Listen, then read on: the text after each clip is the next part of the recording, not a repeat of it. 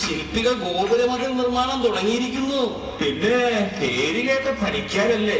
9 പേര് ചേർന്ന് ചെയ്തിട്ടുള്ളവ ഒന്നും മോശമായിട്ടില്ല. കോസല രാജ്യത്ത് പണിതുയർത്തിയ കോട്ട ഞാൻ കണ്ടു. ആര് കണ്ടാലും അത്ഭുതപ്പെട്ടു പോകും. അത്രയ്ക്ക് മനോഹരമാണത്. ശില്പിമാർ 9 പേരുടെയും ഐക്യം ഒന്ന് കാണേണ്ടത് തന്നെയാണ്. എന്ത് സ്നേഹമാണ് അവർക്ക്. ഗോപുരമതിൽ നിർമ്മാണം എത്രയും വേഗം പൂർത്തിയാക്കി അവർ ഭംഗിയുള്ള ഒരു ഗോപുരം പണിയും. എന്ത് ഉത്സാഹമാണ് അവർക്ക്.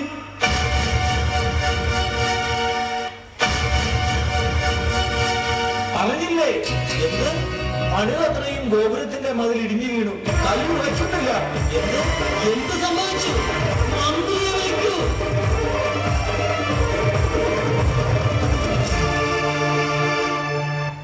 കാലങ്ങൾ എത്രയായി ഈ കൈകൾ കൊണ്ട് കോട്ടകൾ കെട്ടാൻ തുടങ്ങി. ഇന്നെന്തേ എനിക്കറിയില്ല. കല്ലുറക്കുന്നില്ല. ഇത്രയും നാൾ കല്ലും മണ്ണും ചേർത്ത് അനവധി സൗധങ്ങൾ നിർമ്മിച്ചിട്ട് ഇത്തരമൊരു അനുഭവം ഇതാദ്യം. എങ്ങനെ മതിലുറയ്ക്കും? ഈ നാട്ടിലൊരു ആചാരമുണ്ട്. വലിയ കൊട്ടാരങ്ങളും ഗോപുരങ്ങളും പണിയുന്നതിന് മുമ്പേ മനുഷ്യബലി. അങ്ങനെ ഒരു ചടങ്ങുണ്ട്. അതിന് ആര് തയ്യാറാകും?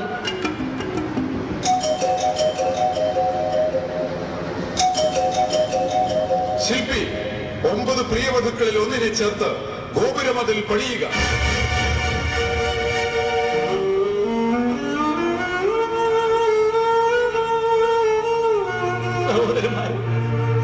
ഇപ്പോൾ എന്ത് ചെയ്യും? ഗോപുരമതിൽ കെട്ടിയിട്ടും ഉറക്കുന്നില്ല. മഹാമന്ത്രി പറഞ്ഞത് നമ്മൾ അനുസരിക്കണം. ഗോപുര നിർമ്മാണം നടന്നില്ലെങ്കിൽ തമ്പുരാൻ കോപിക്കും. നമ്മുടെ തല കൊയ്യും. ഉയർ കൊടുത്തും ഗോപുരം നിർമ്മിക്കുമെന്ന് പ്രതിജ്ഞ ചെയ്തവരാണ് നമ്മൾ. ജ്യേഷ്ഠ, നമ്മളിനി എന്ത് ചെയ്യും?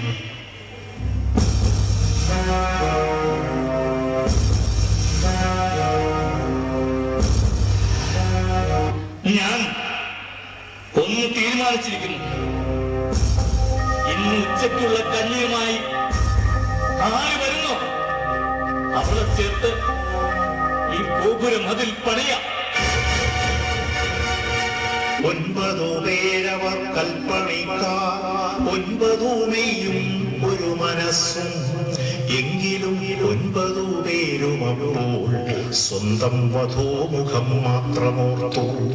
എങ്കിലും 9 പേരും അപ്പോൾ സ്വന്തം വധൂമുഖം മാത്രമോർത്തു.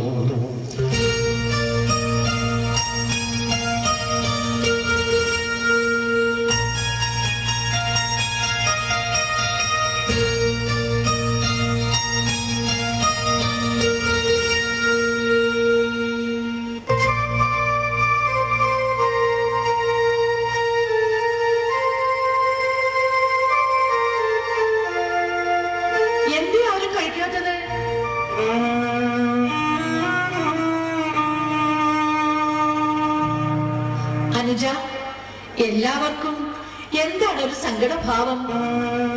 ജ്യേഷ്ഠത്തി, ഗോപുരമതിൽ കെട്ടിയിട്ട് ഉറക്കുന്നില്ല. കുലദേവതമാരെ, സ്വാമി, എന്താണ് ഒരു പ്രതിവിധി?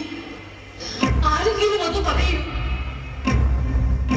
പ്രതിവിധിയായി എന്ത് ചെയ്യണം? മഹാരാജാവ് പറഞ്ഞാൽ എങ്ങനെ ഗോപുരമതിൽ പണിയും? ജ്യേഷ്ഠത്തി, മനുഷ്യബലി വേണമെന്ന് മന്ത്രി കൽപ്പിച്ചിരിക്കുന്നു. മനുഷ്യബലിയോ? മനുഷ്യബലിക്ക് ആര് തയ്യാറാകും? ജ്യേഷ്ഠത്തി, ഉച്ചയ്ക്ക് കഞ്ഞിയുമായി എത്തുന്ന ആളെ ചേർത്ത് മതിൽപ്പെടുക്കുവാൻ ജ്യേഷ്ഠൻ തീരുമാനിച്ചു കഴിഞ്ഞു.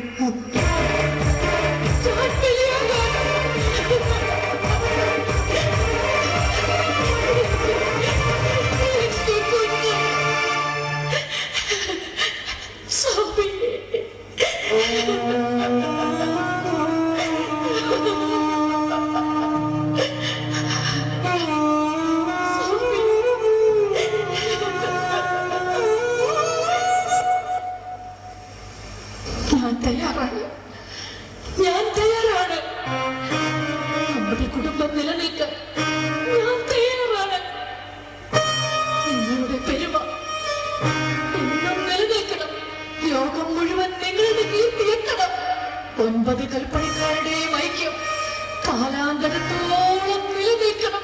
എന്നെ ചേർത്ത് ഗോപുരമതിൽ പടുത്തുകൊള്ളുക.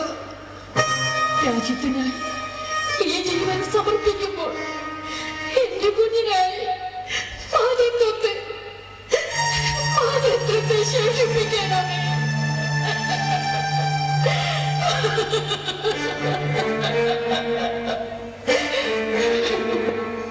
ഒരു അപേക്ഷയുണ്ട്. എന്റെ മാറിടം അതിനുള്ളിൽ കെട്ടി മറക്കരുതേ.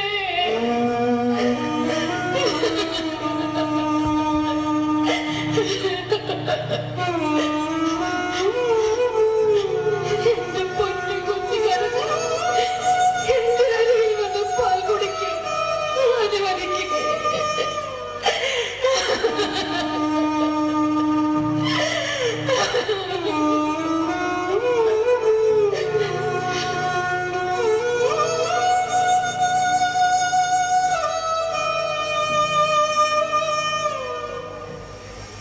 ഇതാണ് മാതൃത്വത്തിന്റെ മഹത്വം.